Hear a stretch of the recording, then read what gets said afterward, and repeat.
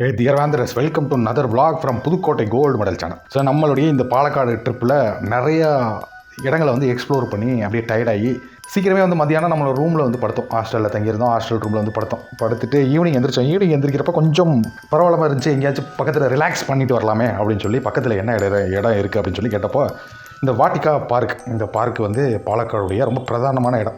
Evening வாக்குக்கு ரொம்ப ப்ளசண்ட்டான இடம், மக்கள் அதிகமாக வந்து சங்கமிக்கிற இடம். ஸோ அதனால் அதுக்குள்ளே அப்படியே என்ட்ரி கொடுத்துட்டு வரலாமேன்னு உள்ளே போனோம். அப்படியே நம்ம வீடியோவும் பண்ண ஆரம்பித்தோம். பார்க்குடைய என்ட்ரன்ஸில் பெரியவங்களுக்கு வாக் பண்ணுற மாதிரி இருந்தாலும் குழந்தைகள் விளையாடக்கூடிய நிறைய இடங்கள், அந்த இடங்களெல்லாம் தாண்டி அப்படியே நம்ம வாக் பண்ணி போனோம்னா நிறையா சின்ன சின்ன பாலங்கள் அமைக்கப்பட்டிருக்கும். ரொம்ப அழகாக இந்த விஷயங்களெல்லாம் பார்த்துக்கிட்டு அப்படியே ரிலாக்ஸாக ப்ளசண்ட்டாக போனோம். இந்த ஏரியா இருக்கிற இடம் வந்து அந்த பாலக்காடுடைய சென்ட்ரல் ஜெயில் இருக்கிற இடம் பக்கத்துலேயே இருக்குது. ரொம்ப சென்ட்ரலான இடம் தான். அதனால் ஒரு சில இந்த பார்க்கை ஒட்டி போகிறப்பெல்லாம் ரொம்ப அமைதியாக இருந்துச்சு. ரொம்ப காமாக அந்த இயற்கையை அழகாக ஃபீல் பண்ணுற மாதிரியான நிறைய இடங்கள் இருக்குது. அதெல்லாம் அப்படியே சுற்றி பார்த்துக்கிட்டே ஒன் பை ஒன்னாக வந்தோம். இந்த விஷயங்களெல்லாம் அப்படியே உங்கள்கிட்ட காட்டிக்கிட்டே நான் பாலக்காடுடைய அந்த ரியல் ஃப்ளேவர் என்ன, அதோடைய எசன்ஸ் என்ன அப்படிங்கிற விஷயங்களை நான் உங்களுக்கு விளக்கி சொல்கிறேன். நம்ம இந்த பாலக்காட்டுடைய டவுன் பக்கத்தில் போனோம் அப்படின்னாக்கா அந்த கல்ச்சரை ப்ரிசர்வ் பண்ணி வந்த நிறைய தமிழ் மக்களை பார்க்கலாம். இவங்களெல்லாம் தமிழ் செட்டியார்ஸ் அப்படின்னு சொல்லுவாங்க. இவங்கெல்லாம் வந்து தமிழ்நாட்டிலேருந்து அந்த காலத்திலே வந்து குடிபெயர்ந்தவங்க. அந்த கல்ச்சரல் லேண்ட்ஸ்கேப்பை என்ரிச் பண்ணுற மாதிரியான அந்த காலத்துலேருந்து வாழ்ந்துட்டு வராங்க. ஸோ அதே மாதிரி இங்கே திப்பு சுல்தான் காலத்திலே வந்த கர்நாடக மக்கள், அவங்கள வந்து பட்டாணி முஸ்லீம்ஸ் இருக்காங்க. அவங்களுமே திப்பு சுல்தான் காலத்தில் இங்கே வந்து மைக்ரேட் ஆகிருக்காங்க. அந்த படைகளுக்காக வந்தவங்க அப்படியே வந்து இங்கே தொட்டு வாழ்ந்துக்கிட்டு இருக்காங்க.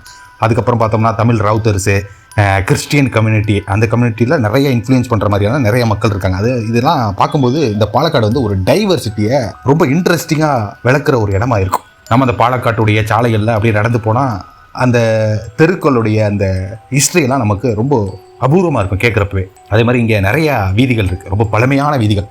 மேட்டுப்பாளையம் ஸ்ட்ரீட் அப்படின்னு ஒரு ஏரியா இருக்குது. மேட்டுப்பாளையம் ஸ்ட்ரீட்னா அந்த காலத்திலே பூக்கள் விற்கப்பட்ட ஏரியா. ஸோ இந்த பூக்கள்லாம் வந்து பொள்ளாச்சி திண்டுக்கல்லேருந்து இந்த ஊர் வியாபாரிகள் சைக்கிளில் போய் கொண்டு வந்து இங்கே வச்சு வியாபாரம் பண்ணுவாங்களாம். ரொம்ப நேரோவாக சின்ன ஏரியாவாக தெருவாக இருந்திருக்கு. இப்போது காலப்போக்கில் பெருசாக இருக்குது அப்படிங்கிற மாதிரி சொல்கிறாங்க. அதே மாதிரி எருமக்கார வீதி அப்படின்னு சொல்லி ஒரு ஏரியா இருக்குது. இந்த எருமக்கார ஸ்ட்ரீட்டில் வந்து எருமைகளை வந்து வியாபாரம் பண்ணுவாங்க. இந்த பக்கத்தில் இருக்கிற கோயம்புத்தூர், பொள்ளாச்சி இங்கேருந்து வர்ற வியாபாரிகள்லாம் இங்கே வந்து சந்திக்கிற இடமா இருந்திருக்கு இந்த எருமக்கார வீதிகள். அப்போ எருமை விற்கிற இடமா இருந்தால் அந்த ஸ்ட்ரீட் அந்த காலத்தில் எப்படி ஒரு அட்மாஸ்பியரில் இருந்திருக்கும் அப்படிங்கிறத யோசிச்சுக்கோங்க. அதே மாதிரி துன்னல்கார ஸ்ட்ரீட்டுன்னு இருக்குது. அதுவுமே ரொம்ப பழமையான ஸ்ட்ரீட்டு. துன்னல்னா டெய்லரா.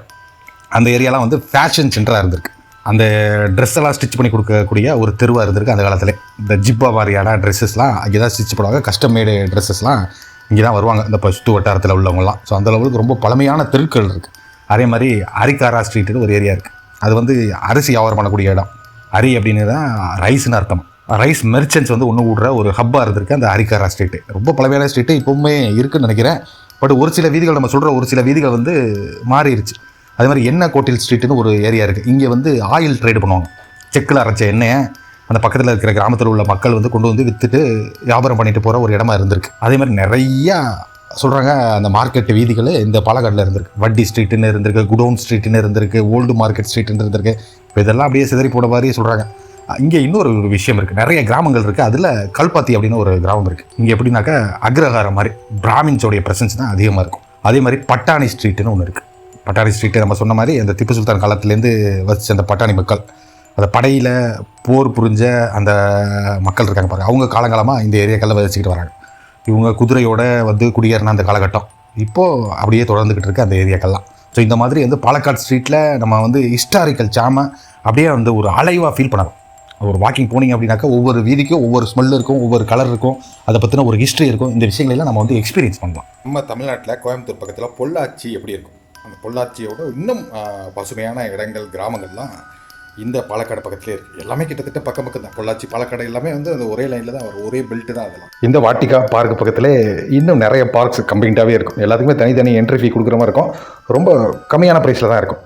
அந்த ஈவினிங் டைம் வந்துருச்சு அப்படின்னாக்கா இங்கே ஒரே லைட்டிங்ஸ் ஆயிரும்.